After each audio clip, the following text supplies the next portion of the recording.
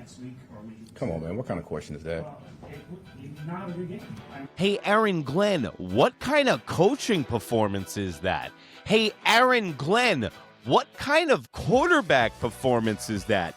Hey, Aaron Glenn, what kind of offensive scheme did you set up before the game started? Because I could plan one in the dirt with my finger better, and you need to be fired ASAP and trade everybody on the New York Jets right now. Good evening and welcome to another installment of the New York Minute Sports Show. The Jets are a monumental dumpster fire, and I'm here to document it all. We've got highlights. We got Aaron Glenn's post-game press conference. It's New York Minute Sports. It's New York Sports for New York Nuts. Don't forget to like. Don't forget to subscribe. Let's go! It's New York Minute Sports. It's New York Sports Talk. The New York Jets are playing football and lose to the Broncos again. And my question is, why do the Jets play the Broncos every single year?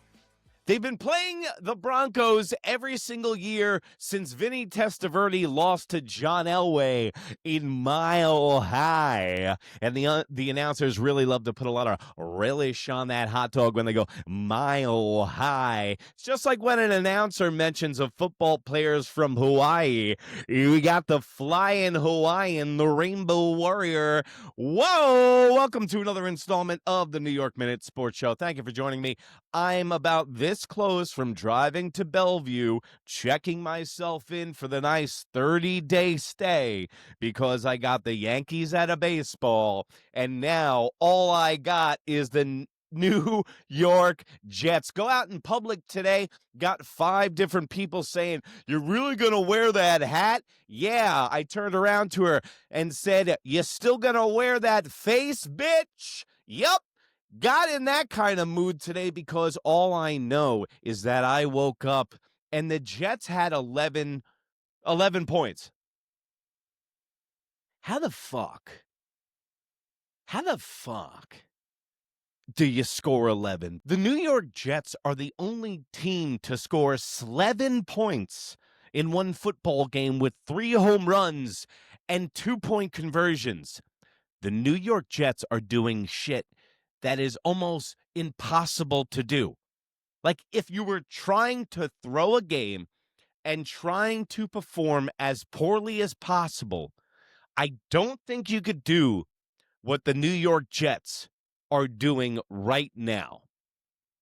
Aaron Glenn is in over his skis. Aaron Glenn did not learn how to be a head coach because he played for Bill Parcells. He did not learn how to be a head coach through osmosis of being the defensive coordinator for the Lions. And all I know is that the last 4 years he was defensive coordinator of the Lions, they give up 30 points a game, and Jared Goff's got to out-toss every other team he faces and has to have 2 number 1 running backs just to beat the next team because the defense blows. And the New York Jets went out and got another defensive coach.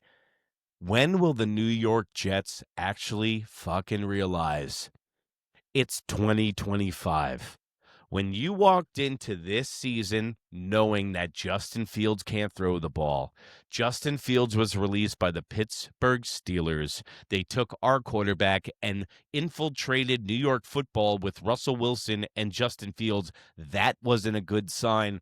Then when he came out guns blazing in the first game and you orchestrated the first 20 plays for the first 4 weeks in the month of August, that's why Justin Fields looked so good. The general manager didn't give this team any wide receivers. The general manager screwed up with getting Membo over the tight end for the Colts, who looks like he's rewriting the position of the tight end in the NFL this year. The guy's running the ball in the backfield.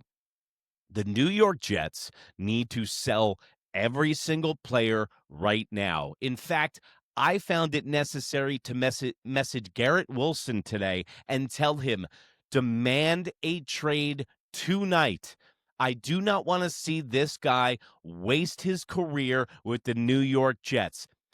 He gets roughed up way too much and puts up way too good numbers to have a shitty quarterback every year and still catch for 1,300 yards and put up his numbers. Go to the 49ers. Go with Rodgers out in the Steelers. Go to the Kansas City Chiefs and win 3 rings, bro. Go to greener pastures because the Jets do not deserve you, Garrett Wilson, okay? Then, dude, everybody's on the chopping block. Sauce Gardner, gone. Brees Hall, another dude. The only guy playing and putting some effort in this year is Brees Hall, who's got to sit next to Justin Fields, been behind Zach Wilson, and been behind a recovering Aaron Rodgers with an Achilles. This is a rebuild, but we've been in a rebuild for 35 fucking years. And now it's starting to get to the point where we're not even a laughingstock anymore. The Jets are considered to be the worst franchise in all of sports. Everybody I talk to says the Jets are the worst franchise in all of sports. The Jets fan base is so loyal. They do not deserve this. We do not deserve to be woken up on Sundays and to be traumatized for the last 30 years. You know what? The only good thing about the New York Jets playing early, I used to hate these early games, but now the pain is over by 105. You used to have to wait around to 105 after breakfast. You have your coffee, and then you actually get your hopes up about the Jets actually performing well. And then 105 comes, so you have it. Or if, God forbid, they play a Monday night football game, and you had that impending doom looming over your head for about 48 hours. They got the pain over with early today. I woke up, I saw the second half of the game because God knows that's all you needed to see. And Aaron Glenn looks like me when you're hired for a job that you lied on the resume and they ask you to do something and it looks like they're speaking another language. Aaron Glenn will not make the end of this season. Let me correct that because I need to, when I make decisions like the Jets are going to make decisions, I need to take my brain out of my head and I need to think like Woody Johnson. So hold on, let me act like I'm brain dead for a second. Nah, we'll keep Aaron Glenn for the next 5 years. Aaron Glenn needs to be fired this season. This is going to be a Rich Kotite season. I don't trust in Aaron Glenn enough. Aaron Glenn's resume is not deep enough for me to trust that this guy has got his hands on the wheel. Look at the New England Patriots. They got rid of Mayo after the first year project, and look at where the New England Patriots are now with Mike Vrabel. They passed on a bunch of good head coaches like Jim Harbaugh, like Pete Carroll, and they didn't go after Mike Vrabel hard enough in the paint so they could go get their own guy, Aaron Glenn, who I'm sorry played for a losing franchise, has coached for losing teams. He was the defensive coordinator for the Lions. He was the cornerbacks coach for the Saints. When you think of defense, do the Saints and Lions come to mind? No. So you let Robert Saleh walk out the door. He was a better head coach than Aaron Glenn. Even in year one, the defense that Robert Saleh put forward on this field was popping. I know that the Jets only let up 10 points today, but with the travel and Bo Nix looks like he can't even find himself behind center, that's the only reason that the Jets didn't let up so many offensive points. Look at the production on offense. And then the Jets refuse to go out and get a legitimate quarterback because Tyrod Taylor gets hurt from his own shadow and his bones are made of balsa wood. So I am 0-6, bitch. That's what I'm telling people in public. I'm at the deli. You going to wear that Jet stuff? Yep. I am 0-6. I'm made for this. These numbers might be some of the worst offensive numbers in NFL history. 45 yards passing, minus 10, so that's 35 yards passing, 92 yards rushing. The leading receiver had 25 yards. What is going on that team? Why keep anybody around? Also, Jet fans, if you're going to go through this pain and suffering, I highly recommend something to you. I usually don't recommend gambling, right? But go on FanDuel. Now they have this option, and I'm not sponsored by anybody, but they have this option where they have a slider where you can actually predict how many pass yards are going to be thrown. I've been going to Justin Fields every single game and bringing it from about 195 all the way down to about 160. You can increase the odds. He threw for 45 yards today. That would have been a plus 525 bet today. So just think about this. If you're not going to enjoy the Jets winning, you might as well fill your pockets with their ineptitude because the Jets are not getting better anytime soon. And this dumpster fire is only getting hotter and hotter and hotter. But the question is, Jet fans and NFL fans, let me know, will Aaron Glenn make it to the end of this season as the Jets head coach?